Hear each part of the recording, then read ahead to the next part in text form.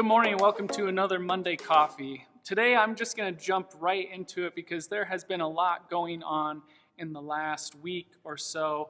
I mean, really, all of 2020 has had something almost every day for us, but the past week has been something that has felt very different, something a lot of us haven't seen for a long time or even in our lifetimes. And so how can we make sense of all this? And what I want to talk about today, there's 3 different points I want to make. And the first one I want to talk about is, what is dualistic thinking? So one of the things in our culture right now that is maybe pushing a lot of us to our edges is the idea that you are either this or you're that. You're all in. If you're not 100% in here, then you're that. You're our enemy. We have created the polarization of everything that if you don't believe this doctrine or this theology, then you can't be a part of our denomination or our church. Or if you don't believe in these specific things or you follow the leaders that we have, you can't be part of this political party. You have to be one of them, even though that person may not be that. So this idea, the false choice that you either have to be this or that. And I did a Monday Coffee a couple weeks ago called The Third Way and talked about Jesus always tending to find a third way forward, because people always try to trap Jesus into that dualistic thinking. It's either this or that, right? And even to the point where Jesus said that if they are not against what you are doing or against us, then they are for us.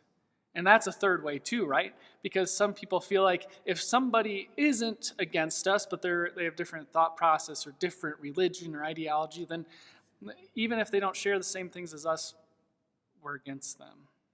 That's dualistic thinking. The next thing I want to say is about privilege, right?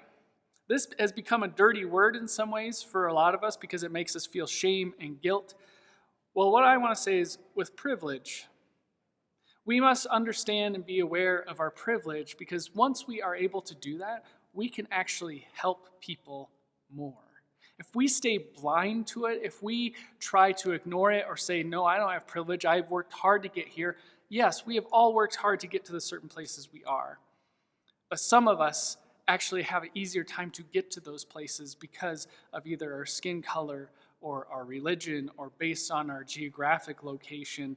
And so there are things at play that give us certain privileges. Jesus understood that. Jesus was from Nazareth. Jesus was considered kind of the lowliest of lows, and there were all kinds of different class systems at the time that Jesus was here on earth, just as we do now. The third thing, the fact that you have privilege, that you maybe have abundance, means that as Christians, we should start living out of that abundance rather than scarcity. We live as if we don't have much, and we keep trying to gain more and more for ourselves. And there are things that we need for ourselves and our families. There are things that we are responsible for. But at the same time, a lot of us have a privilege, especially, let's say, living in Castle Rock, Colorado, in Douglas County. We are in one of the most rich and privileged places in the country. So we have a lot of abundance, but we often live out of scarcity instead of that abundance. And as Christians, as the church, we are called to live in the abundance of love of God to share with others. And sometimes that does mean helping out with material things, helping out with money, with food, to live out of a state of abundance than scarcity because of our privilege. And we need to do this without the dualistic thinking, like we're going to hand out some money or food to this person, but only if they go get a job or something like that. That may not be our place. Our place is to help people where they are at here and now. And so, what are the ways that you can help your neighbors?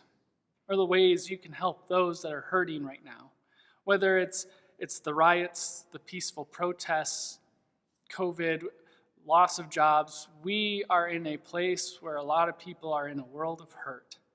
How can we, as a Christian church, live out of our abundance rather than scarcity and starting to close the wagons? So how can you help during this time? What is the thing you want to help with? Whether it's COVID, whether it's racism, whether it's helping somebody through a tough time with a job loss, where can you help this week? Look for the ways that you can pour out your privilege, that you can give out of your abundance rather than acting out of scarcity.